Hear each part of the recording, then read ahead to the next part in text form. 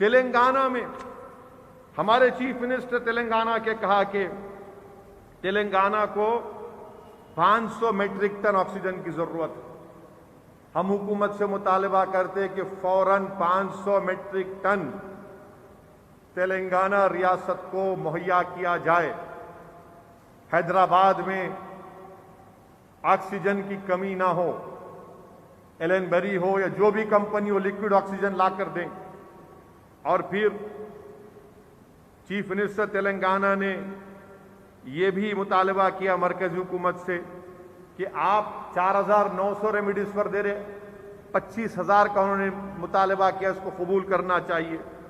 میں تلنگانہ کے chief minister کا اس اعلان کا شکر گزار ہوں کہ انہوں نے کہا کہ ایک ہفتے کے اندر 5,000 اور آکسیجن کے بیڈ شروع کیے جائیں گے. اور چیف منسٹر نے ایک اچھا فیصلہ یہ بھی لیا کہ ان کی حکومت نے TRS اور تلنگانہ کی حکومت نے یہ فیصلہ لیا کہ وہ چائنا سے 12 کرائیوجینک ٹینکس امپورٹ کریں گے. یہ بہت ضروری ہے, یہ کام فوراً ہونا چاہیے.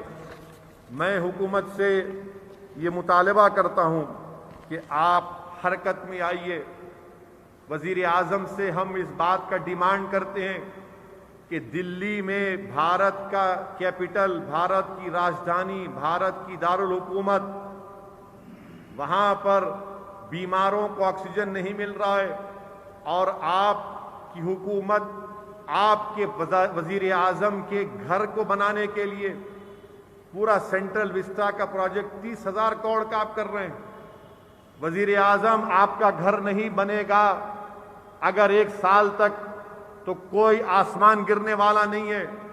اگر سینٹرل وسٹا کا پروجیکٹ رک جائے گا اور وہ 30,000 کروڑ روپئے اگر آپ اس کووڈ سے, اس ہمارے اس دشمن سے جو ہمارے بھارت کے لوگوں کی جان لے رہا ہے, اگر یہ 30,000 کروڑ روپئے آپ اپنے گھر کو نہیں بنا کر سینٹرل وسٹا کو روک دیں گے تو یقین جانیے لاکھوں کروڑوں گھر بربادی سے بچ جائیں گے. آپ اپنے ایک گھر کو بنانے کے لیے بھارت کے کروڑوں لوگوں کے گھر کو برباد نہیں کر سکتے. یہ آپ کا پیسہ نہیں ہے, آپ کی سرکار کا پیسہ نہیں ہے, بھارت کی جنتا کا پیسہ ہے. آپ اس کام کو سسپینڈ کریے, بعد میں بنائیے, کوئی فکر کی بات نہیں ہے. اس کو روکنے سے آپ کی عزت میں کوئی فرق نہیں آئے گا, بلکہ وہ جو عوام, وہ اسٹیٹس جن کے پاس پیسہ نہیں ہے آج, ان کو دیجئے, آپ استعمال کریے. ہم امید کرتے ہیں کہ بھارت کے وزیر اعظم ہوش کے ناخن لیں گے اور اپنی کانسٹیٹیوشنل ذمہ داریوں کو وہ بخوبی نبھائیں گے. عید کے سلسلے میں میں ریاست تلنگانہ کی عوام کو یہ بات بتانا ضروری سمجھتا ہوں کہ ہمارے پاس اس ریاست تلنگانہ میں رات میں 9 بجے سے کرفیو ہے.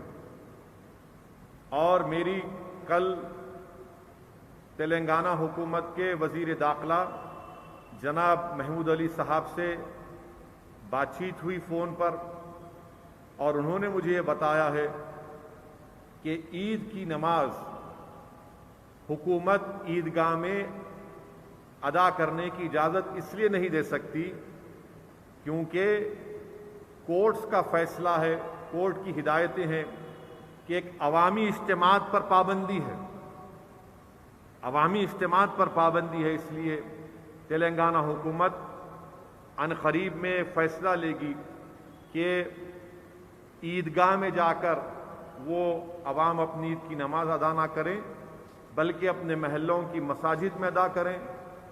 میں تو آپ سے گزارش یہ بھی کروں گا کہ علماؤں سے, ہمارے مفتی صاحب انوار نظامی صاحب یہاں پر تشریف فرما ہے, جتنے بھی معزز علماء کرام ہیں وہ اس بات کا فیصلہ لیں کہ کیا ہم تلنگانہ میں عید کی نماز 1 یا 2 جماعت بنا سکتے. اجازت ہے اس کی.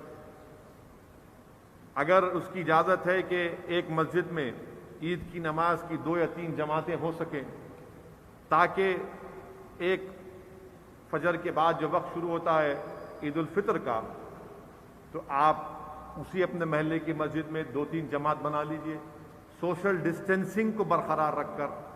آپ اپنے اپنے محلے جات میں اپنی عید کی نماز کو ادا کریے. اور یہ حکومت میری نظر میں یہ فیصلہ صحیح ہے، کیونکہ اگر لاکھوں کی تعداد میں اگر ہم عید کی نماز ادا کرنے کے لیے عیدگاہ پر جمع ہوں گے تو یقیناً کووڈ پھیلنے کا پورا اس میں کووڈ پھیل سکتا ہے. خطرہ نہیں ہے بلکہ یقیناً پھیلے گا. تو اسی لیے میری آپ سے گزارش ہے کہ حکومت کی طرف سے جب فیصلے کا اعلان ہوگا تو علماء اکرام سے میری گزارش ہے کہ وہ اس بات کا فیصلہ کریں کہ کیا مساجد میں محلوں کی عید کی نماز 2 یا 3 جماعتیں اگر ہو سکتی ہیں تو علماء اس کا فیصلہ لیں. مگر عوام سے میری یہ اپیل ہے کہ عید کی نمازیں میں مسجد کو جائیں، سوشل ڈسٹینسنگ کو برقرار رکھیں، اپنے چہرے پر ماسک لگائیے، خدا کے لیے ماسک لگائیے. اور یہ گلے ملنے کا کام مت کریے. گلے ملیں گے پیارے تو کووڈ گلے مل لیں گا آپ سے آ کے. تو کووڈ سے گلے ملنا نہیں ہے، کووڈ کو دور رکھنا ہے، کورونا کو دور رکھنا ہے. اگر آپ بغل گیر ہوں گے تو نہیں معلوم کہ غیر ضروری آپ میں اگر وائرس ہوگا تو ایک صحت مند کو لگ جائے گا، ایک صحت مند کو لگ جائے گا. اسی لیے دور سے زبان سے ماسک پہن کر عید کی مبارکباد دیجیے. اور کوئی ضروری نہیں ہے کہ گھر کو جا کے ملنا، نہیں اماں کو ملنا ہے. یاد رکھو اماں کو جا کے لپٹیں گے، خدا نہ خواستہ اماں کو انفیکشن ہو گیا تو ضعیف لوگ اس وائرس کی شدت کو برداشت نہیں کر پا رہے ہیں. اور زیادہ تر ضعیف ہمارے ماں باپ میں، ہمارے بزرگوں میں عمر کے لحاظ سے کچھ نہ کچھ بیماری ہوتی ہے. ڈائبٹک ہوتا ہے، ہارٹ کی بیماری ہوتی ہے، کڈنی کا ہوتا ہے. دور سے اماں کو اگر ہو سکے تو فون کر کے، سیل فون ہے، اسمارٹ فون ہے، ویڈیو کال کرو اماں کو، والد کو. اگر ساتھ رہتے تو بھی ضروری نہیں ہے کہ جا کے اماں کو لپٹے. میرے بھائی، یہ احتیاط کرنے کا وقت ہے، بہت احتیاط کرنے کا وقت ہے. سوشل ڈسٹینسنگ کو رکھیے اور ماسک لگائیے. میں ایسے واقعات کو حیدرآباد میں سن رہا ہوں، پورے ملک میں سن رہا ہوں. میرے ہی جاننے والوں میں ایک خاندان میں ایک والد کی موت ہو گئی، دوسرے دن ان کے بیٹے کی موت ہو گئی.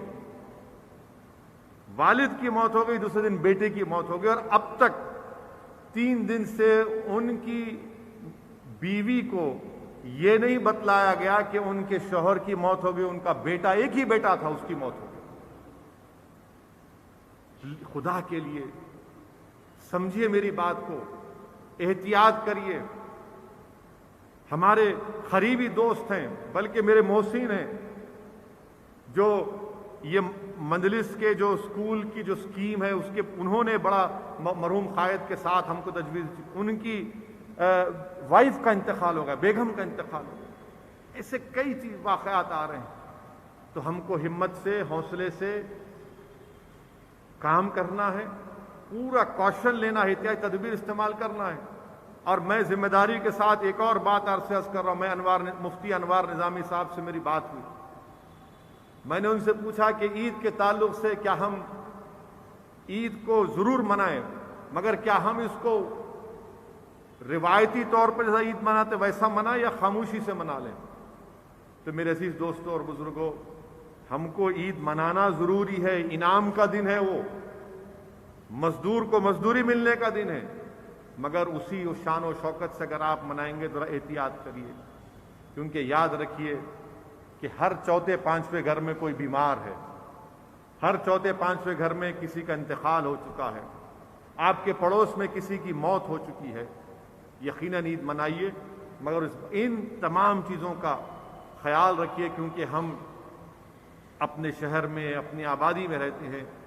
اور ہم کو کثرت سے اللہ سے دعا کرتے رہنا ہے کہ اللہ سبحانہ و تعالی ہم کو اس وبا سے چھٹکارا دلا دے. اور ہم کو احتیاطی تدابیر کو بھی اختیار کرنا ہے. اگر آپ کوئی احتیاطی تدابیر استعمال نہیں کریں، اللہ رو کر دیں گا. میرے بھائی، اللہ کے رسول صلی اللہ علیہ وسلم کی حدیث شریف ہے کہ رحمت للعالمین صلی اللہ علیہ وسلم کے پاس ایک شخص آیا جو اپنے اونٹ کو چھوڑ کے آ گیا. اللہ کے رسول صلی اللہ علیہ وسلم نے فرمایا کہ تم نے اپنے اونٹ کو باندھا کیوں نہیں؟ تو اس شخص نے کہا یا رسول اللہ صلی اللہ علیہ وسلم اللہ ہے نا۔ اللہ کے رسول صلی اللہ علیہ وسلم نے فرمایا کہ اونٹ کو باندھو اور پھر اللہ پہ توکل کرو۔ تو ہم کو پوری احتیاطی تدابیر کو اختیار کرنا ہے اور دعا کرنا ہے، کثرت سے دعا کرنا ہے اور اللہ سبحانہ و تعالیٰ کے فیصلوں پر توکل کرنا ہے۔